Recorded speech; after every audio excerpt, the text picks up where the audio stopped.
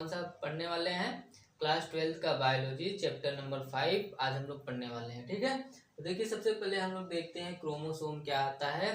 Chromosome क्या होता है? क्रोमोसोम वो सब्सटेंस होता है जो कि डीएनए और प्रोटीन से मिलकर बना होता है। ठीक है, ये किस में पाया जाता है? सेल के न्यूक्लियस में पाया जाता है। ठीक है, सेल के न्यूक्लियस में पाया जाता है क्रोमोसोम, और इसका स्ट्रक्चर कुछ इस टाइप से होता है। ओके, कुछ इस टाइप से इसका स्ट्रक्चर होता है ना। तो ये कितने होते हैं? ये सभी सेल में इसका कंटेंट होता है 23 पेयर्स। ठीक है, किसमें? ह्यूमन में। ह्यूमन के सेल जो होता है इसमें क्रोमोसोम का नंबर जो होता है 23 पेयर्स होता है, मीन्स 46। ठीक है, कितने होते हैं? 46 क्रोमोसोम। ह्यूमंस के सेल में जो क्रोमोसोम होते हैं वो 46 होते हैं। ठीक, देखिए क्रोमोसोम कुछ इस टाइप का होते हैं। ठीक है, कितने होते हैं? ये 23 पेयर्स होते हैं, मीन्स 46 क्रोमोसोम होते हैं इस सेल में। ओके, तो क्रोमोसोम क्या होते हैं इसका डेफिनेशन राइट करते हैं। क्रोमोसोम्स क्या होते हैं इसके बारे में। क्रोमोसोम्स क्या होते हैं? These are the substance, these are the substance which are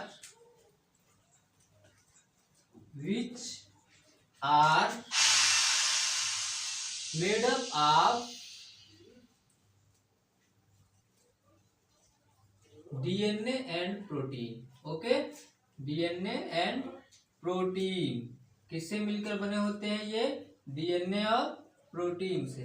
okay, chromosome किससे मिलकर बने होते हैं? डीएनए और प्रोटीन से। और ये पाए कहाँ जाते हैं? सेल न्यूक्लियस में पाए जाते हैं। ठीक है, सेल न्यूक्लियस में ये पाए जाते हैं। ओके, सेल न्यूक्लियस में कितने पाए जाते हैं? 23 पेयर्स पाए जाते हैं इस सेल में। ठीक है, अब देखिए इसके बाद हम लोग बात करने वाले हैं डीएनए के बारे में। डीएनए क्या होता है? डीएनए होता है जेनेटिक मटेरियल। ठीक है, ये भी क्या होता है? Genetic material. ठीक है, ये इसको बोलते हैं डीऑक्सीराइबोन्यूक्लिक एसिड। ठीक है, डीऑक्सीराइबोन्यूक्लिक एसिड, न्यूक्लिक एसिड। ठीक है, डीऑक्सोराइबोन्यूक्लिक एसिड बोलते हैं डीएनए को। ठीक है, अब देखिए इसके बाद डीएनए क्या होता है? डीएनए होता है एक जेनेटिक मटेरियल। ठीक है, जो किसके लिए रिस्पॉन्सिबल होता है? हेरिडेटरी ट्रांसमिशन के लिए। ठीक है, डीएनए क्या होता है? DNA is the genetic material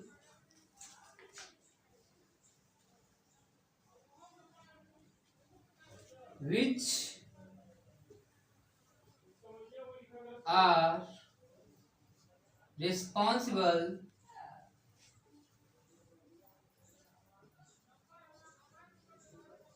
for hereditary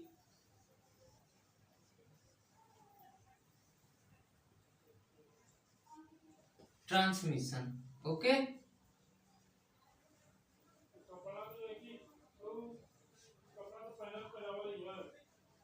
okay, क्या होता है DNA? DNA is the genetic material which are responsible for hereditary transmission. ठीक है, ये क्या होता है? डीएनए एक जेनेटिक मटेरियल होता है जो भी किसी भी अनुवांशिक लक्षण के लिए रिस्पॉन्सिबल होता है। ठीक है, मतलब एक पीढ़ी से दूसरे पीढ़ी में ट्रांसफर होने के लिए कोई भी सब्सटेंस, जैसे हमारे डीएनए किसी हर चीज के लिए, हर सेल के लिए अलग अलग डीएनए रिस्पॉन्सिबल होता है हर फंक्शन के लिए। ठीक है, मान लीजिए जैसे डीएनए हमारा रिस्पॉन्सिबल है किसके लिए?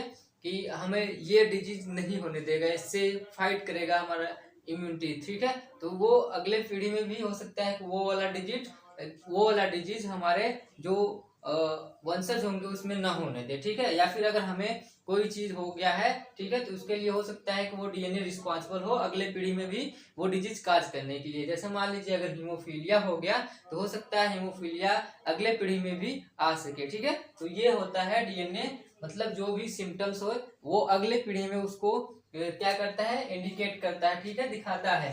तो रिस्पॉन्सिबल होता है उसको मतलब लाने के लिए, ठीक है। अब देखिए प्रोटीन क्या होता है, जैसे किसी लोग के डीएनए में ये है कि वो उनका बाल झड़ जाएगा, ठीक है, गंजा हो जाएंगे ये, तो सभी लोग जिसके घर में कोई ना कोई गंजा रहता है तो उसके जो लड़के होते हैं तो वो भी गंजे हो जाते हैं, ठीक है, क्योंकि उसके लिए उसमें पहले से भी डीएनए था, लेकिन एक्टिव नहीं था, नॉन एक्टिव था।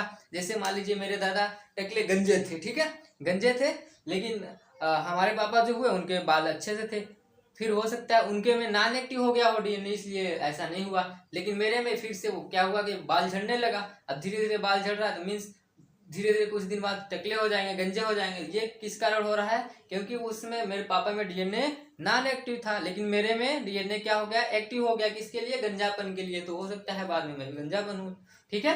तो यही बात है इसमें, ठीक है। अब इसके बाद हम लोग समझते हैं प्रोटीन क्या होता है। प्रोटीन क्या होता है, प्रोटीन अमीनो एसिड होते हैं, ठीक है। प्रोटीन क्या होते हैं, amino acid. Proteins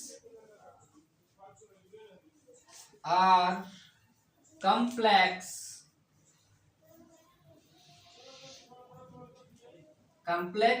amino acid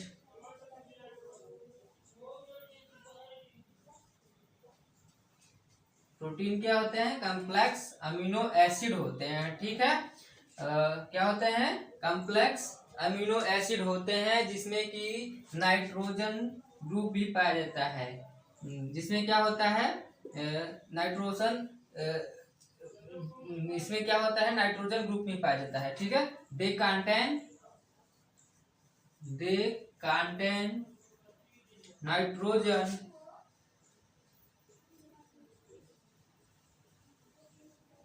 group, okay.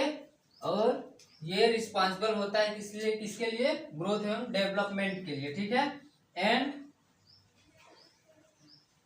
They are responsible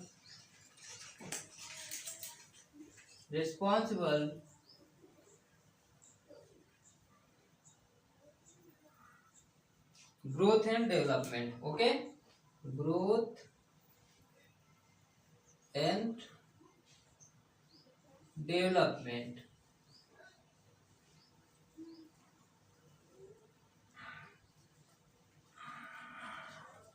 okay.